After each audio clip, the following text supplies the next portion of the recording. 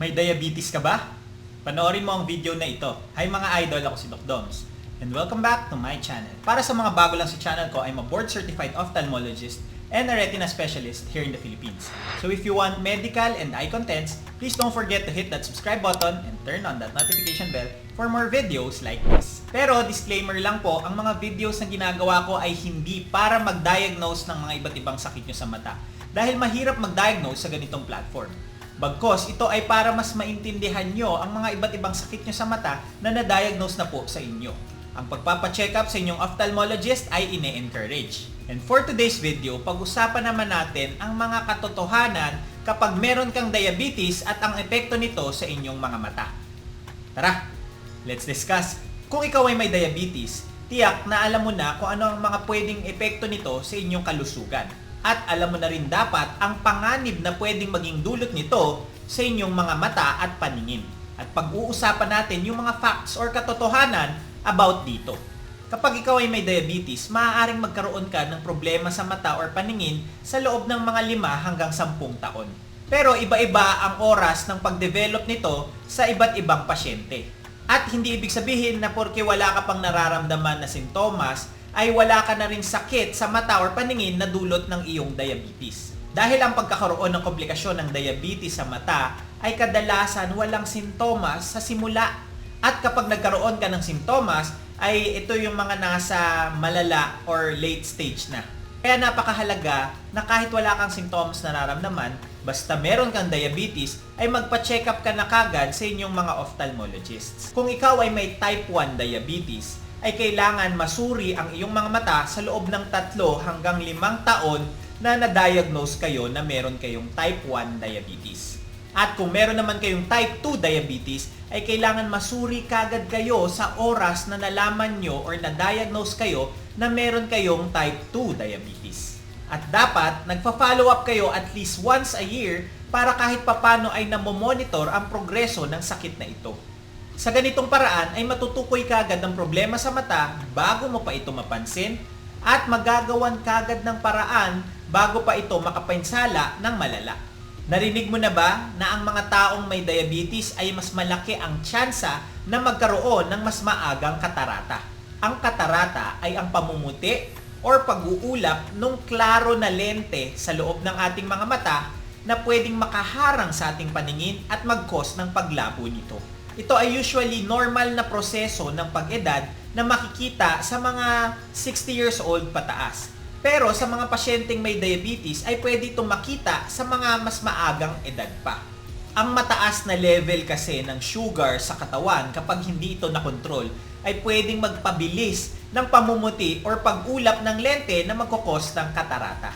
Kaya importante na mapanatili sa normal ang iyong blood sugar level para maiwasan ang komplikasyon na maglilid sa katarata. May video na ako about katarata na pwede nyo nang panoorin. Sa mga buntis naman na may diabetes, meron din silang panganib na pwedeng mag-lead sa pagkawala ng paningin.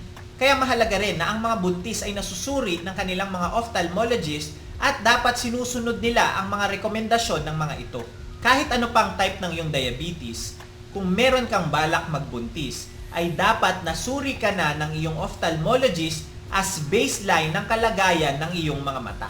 At kung ikaw ay may diabetes at nabuntis ka na, ay dapat masuri ka early sa iyong first trimester.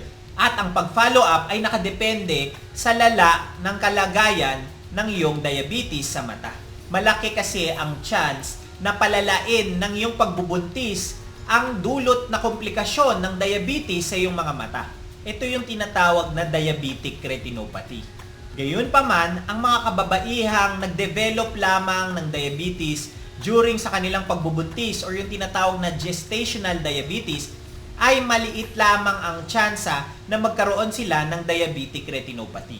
May video na rin ako about diabetic retinopathy na pwede nyo na rin panoorin.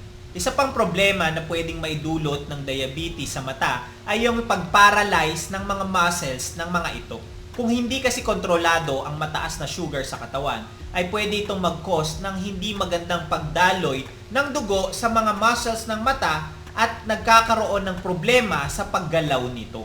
Kung ang isa or higit pang mga muscles sa mata ay hindi gumana ng maayos, ay mahihirapan itong gumalaw ng sabay sa kabilang mata na pwedeng mag-cause ng pagdoble ng paningin. Ito yung tinatawag na diplopia. May video na rin ako about diplopia or pagdoble ng paningin na pwede nyo na rin panoorin. Pero kadalasan, nawawala naman ang pagdoble ng paningin sa paglipas ng mga ilang araw o linggo. Lalo na kung makakontrol ang sugar level ng iyong katawan. Isa pang pwedeng maging problema ng diabetes sa mga mata ay ang pagkakaroon ng impeksyon. Dahil alam naman natin na kapag hindi maganda ang control ng sugar or ng diabetes, ay humihina din ang kanilang mga immune system na magiging prone sila na magkaroon ng impeksyon. Ito ay pwedeng mag-cause ng tinatawag na conjunctivitis or sore eyes at iba pang impeksyon sa mata. Makakatulong din ang pagkontrol ng blood sugar levels, madalas na paghugas ng kamay, at ang pag-iwas na humawak sa iyong mga mata. Panoorin nyo na rin ang video ko about conjunctivitis or sore eyes. Pwede rin maka-experience ang mga pasyenteng may diabetes ng paglabo ng mata, lilinaw ulit, lalabo ulit, ng paulit-ulit. Again, ang mataas na sugar sa katawan ay pwede makaapekto sa refraction or pagpasok ng ilaw sa loob ng mata na pwedeng mag-cause ng pabago-bagong grado nito. Na sa isang punto ay malabo ang iyong paningin, pero kapag nakontrol na naman ang blood sugar level, ay magiging malinaw na naman ito muli. Naapektuhan kasi ang grado sa mata na nakadepende sa pagtaas ng iyong sugar level. Kaya nga bago ka masalaminan para sa grado sa mata, ay dapat controlled or stable ang iyong sugar level para makuha ang saktong grado ng mga ito. And lastly, ang pangmatagalan na pinsala na pwedeng madulot ng diabetes ay ang pagkakaroon ng komplikasyon sa retina at sa mga blood vessels nito. At kapag hindi ito na-control at naagapan ng maaga, ay pwede itong mag-cause ng paglabo ng paningin and worse ay pagkabulag. Kaya nga dapat siguraduhin na dumadalo ka sa mga appointments ng iyong ophthalmologist para nasisiguradong na monitor ang kalagayan ng iyong mga mata. At dahil nga sa mga kadahilanang nasabi ko, ay sundin nyo ang mga tips na ito.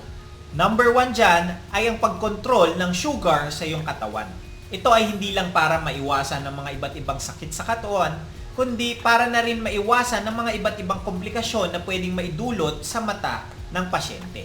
At ang tamang pagkontrol ng sugar sa katawan ay makakatulong ng malaki para maiwasan ang mga komplikasyong ito. Sa pagkontrol ng diabetes, kasama dito ang tamang pag-inom sa iyong mga maintenance medicine at ang tamang pag-follow up sa iyong doktor sa diabetes. Nang sa ganon ay ma-monitor at makontrol ito ng maayos. Bukod sa pagkontrol ng blood sugar level, ay dapat makontrol din kung mataas man ang iyong blood pressure or kung meron kang hypertension at kung mataas ang iyong blood cholesterol level. Ang mataas na blood pressure kasi at cholesterol level ay pwedeng magbigay ng panganib na magkaroon ng eye diseases sa mga pasyenteng may diabetes. At napatunayan sa mga pag-aaral na kapag nakontrol mo ang blood pressure at ang cholesterol level kasabay ng pagkontrol ng sugar sa katawan, ay naiiwasan kahit papano ang pagkakaroon ng komplikasyon ng diabetes sa mata. Actually, hindi lang ito makakatulong sa iyong mga mata, kundi na rin sa pangkalahatang kalusugan mo. Kung ikaw naman ay naninigarilyo, ay dapat pag-isipan mo ng mabuti na tumigil na. Ang paninigarilyo kasi ay nakakadagdag ng panganib sa mga komplikasyon na dulot ng diabetes sa mata. At ang pagtigil nito ay makakatulong para mabawasan ang dulot nitong panganib.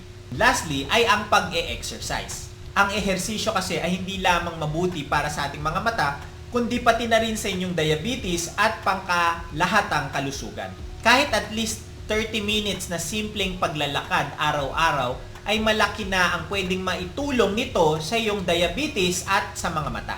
Sa kabuuan, kung ikaw ay may diabetes, ay meron kang mga pwedeng gawin para maiwasan kahit papano ang pagkakaroon ng komplikasyon nito sa iyong mga mata. Siguraduhin na namamanage ang iyong kondisyon kasama ng iyong ophthalmologist para maiwasan ang mga komplikasyon sa mata na pwedeng mag-lead sa pagkabulag. May video na rin ako nagawa about sa mga pwedeng pagbabago na dulot ng diabetes sa inyong mga mata. And that's it for today's video. Ngayon, alam nyo na ang mga pwedeng epekto ng diabetes sa inyong mga mata. Please don't forget to like, comment kung may mga questions or suggestions kayong topics, subscribe, and hit that notification bell for more medical and eye contents. Ngayon, mas may alam ka na. Ako po si Doc Doms. See you on my next video.